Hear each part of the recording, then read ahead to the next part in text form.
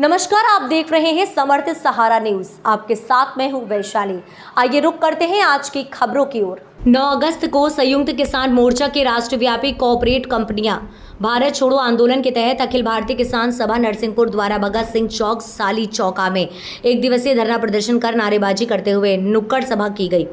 मध्य प्रदेश किसान सभा के संयुक्त सचिव कामरेड जगदीश पटेल ने संबोधित करते हुए कहा कि मोदी सरकार 3 काले कृषि कानून लेकर आई थी, जिसके परिणाम स्वरूप देश भर के 500 से अधिक किसान संगठनों ने एकजुट होकर दिल्ली के बॉर्डर को घेरते हुए 13 महीने से अधिक आंदोलन चला, जिसमें 700 से अधिक किसानों की शहादत हुई। आखिर सरकार के प्रधानमंत्री मोदी जी को 19 नवंबर 2022 को माफी मांगते हुए बिल वापसी की बात कही एवं सरकार के द्वारा एमएसपी गारंटी कानून स्वामीनाथन आयोग के सिफारिश अनुसार एमएसपी किसानों के कर्जे माफी पर चर्चा कर समाधान करने, आंदोलन के दौरान बनाए गए मुकदमों को वापस लेने सहित अन्य मुद्दों पर लिखित आश्वासन दिया। इसके उपरांत मोर्चा ने आंदोलन स्थगित किया, लेकिन वादा खिलाफी मोदी सरकार आज तक एक कदम आगे नहीं बढ़ी, किसानों के साथ धोखा किया। बावजूद किसानों की समस्या सुलझाने के सरकार कॉर्पोरेट कंपनियों को संरक्षण देने लगातार किसान, मजदूर एवं मेहनताक्ष वर्ग के खिलाफ जन विरोधी बिल लाती जा रही है। सरकार भूमि अधिग्रहण बिल लेकर आई है। इसके पर्व अधिग्रहण के पूर्व इस क्षेत्र की 70% जनता द्वारा पारित प्रस्ताव के बाद ही अधिग्रहित कर सकते थे और भी कॉर्पोरेट के हित इस बिल में समाहित है। साथियों, आज 9 अगस्त के दिन पूरे देश के अंदर संयुक्त किसान मोर्चा द्वारा कॉर्पोरेट कंपनियों भारत छोड़ो जिस नारे के साथ पूरे देश के अंदर धरना प्रदर्शन आंदोलन ये किसानों और मजदूरों के साथ मिलकर के जारी किए गए हैं, तो इसी कार्यक्रम में हमारे नरसिंहपुर जिले के साली चौका में अखिल भारतीय किसान सभा द्वारा कॉर्पोरेट कंपनियों भारत छोड़ो के आह्वान को लेकर के यहाँ पर एक दिवसीय धरना दिया जा रहा है। जैसा कि आप सभी को विदित हो, संयुक्त किसान मोर्चा दिल्ली की बॉर्डरों पर लगातार 13 महीने तक अपने आंदोलन को जारी रखते हुए 700 से अधिक किसानों ने वहां पर अपने बलिदान दिया। जैसा कि इस मोदी सरकार ने 3 कृषि काले कानून लेकर के आई थी और उन काले कानूनों के कारण जो हमारे देश का किसान, मजदूर, कर्मचारी जो बर्बाद होने वाला था, उस बर्बादी को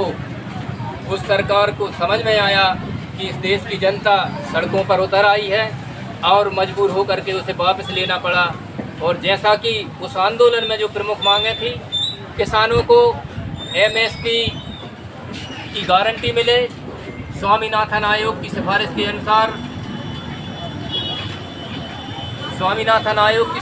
के अनुसार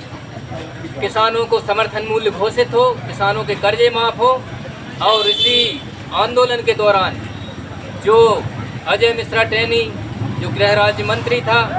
उसके द्वारा किसानों को आंदोलन से लौटते समय कुछ गाड़ी से कुचल दिया गया। ये तमाम मांगें जो थी, इन मांगों पर सरकार ने खुद एक लिखित में दिया था कि आप आंदोलन समाप्त कर दीजिए, हम एमएसपी गारंटी कानून, इन तमाम मुद्दों पर आप लोगों की बात को सुनेंगे। लेकिन वादा खिलाफी करने वाली मोदी सरकार लगातार कॉर्पोरेट के हित में नीतियां बनाती जा रही है। 3 काले कानूनों के बाद भी नया भूमि अधिग्रहण बिल जो लेकर के आई है, उस अधिग्रहण बिल में पहले जो था कि किसी भी क्षेत्र की, किसी भी गांव की यदि ज़मीन को किसी प्रयोजन के लिए अधिग्रहित की जाती है तो वहाँ की 70% जनता ग्राम सभा में अपना प्रस्ताव पारित करके देगी, तब उसको ले पाती थी। लेकिन आज के भूमि अधिग्रहण बिल कानून में कॉर्पोरेट कंपनियों ने कह दिया कि हमें किसी भी ज़मीन को, चाहे वो किसी भी खेती की हो या किसी भी मद की हो, कोई गांव हो, उस ज़मीन को यदि उनको अधिग्रहित करना है, कंपनी को देना है, तो किसी की इजाज़त लेने की ज़रूरत नहीं है। सरकार सीधा आदेश करेगी कि आपको मुआवजा इतना दिया जाएगा, आप ज़मीन खाली करिए, और सख्ती के साथ किसानों की या गांव के गांव उजाड़ दिए जाने का एक कानून इस सरकार ने बना लिया है। तो ये कॉर्पोरेट कंपनियों के लिए ये सरकार पूरा काम कर रही है। इसके अलावा जो 34 श्रम संहिताएँ थीं, श्रमिकों को जो 4 श्रम संहिताएँ लाई हैं, 34 श्रम कानूनों को तोड़ करके, उनमें भी पूरा श्रमिकों के जो अधिकार थे, उन अधिकारों को ख़त्म कर दिया गया है। जैसे हड़ताल का जो कानून है, एक साल पहले मजदूरों को कोई आंदोलन करना है तो सरकार को लिखित देना पड़ेगी, अकस्मात हड़ताल करेंगे तो जेल में चले जाएंगे। तो ऐसे तमाम यानी मजदूर विरोधी उन कानूनों के अंदर कोई स्वास्थ्य की या कोई सुरक्षा की गारंटी उन कानूनों के अंदर नहीं है। तो पूरे देश के अंदर हम देख रहे हैं कि ये जो हवाई जहाज़ हैं, ये जो आपकी रेलवे है, बैंक है, बीमा है, टेलीफोन है, बिजली विभाग है, यहाँ तक कि हमारे शिक्षा और स्वास्थ्य सेवाओं पर भी कॉरपोरेट कंपनियों का कब्जा होता जा रहा है। हमारे शासकीय स्कूलों को ख़त्म करके निजी स्कूलों की भरमार बढ़ रही है और पूरी लूट मची हुई है। एक उदाहरण के तौर पर हमारे जैसे बिजली ऑफिस में एक लाइनमैन हुआ करते हैं, उसकी 60 से 70 हज़ार रुपये सैलरी होती है, लेकिन आज कंपनियों के अंडर में उन बिजली विभाग को कर दिया गया है और हमारे ही कोई नौजवान 8 से 10 हज़ार रुपये मंथली में नौकरी करने के लिए मजबूर है और कब उनको नौकरी से निकाल दिया जाए। ये तमाम काले कानून, पूरे जन विरोधी कानून, कारपोरेट के हित में कानून ये सरकार बनाने जा रही है। तो आज संयुक्त किसान मोर्चा ने यह आह्वान किया है कि कारपोरेट कंपनियों भारत छोड़ो, यह एक संकेत दिया है कि भारत छोड़ दें ये कंपनियां, तमाम किसान, मजदूर, कर्मचारी और आम जनता के हित में ये सरकारें काम करें, अन्यथा आगे संयुक्त किसान मोर्चा, जिसका हमारा एक घटक किसान संगठन अखिल भारतीय किसान सभा है, यह पूरे देश के अंदर जगह जगह पर पूरे धरना प्रदर्शन आंदोलन करके और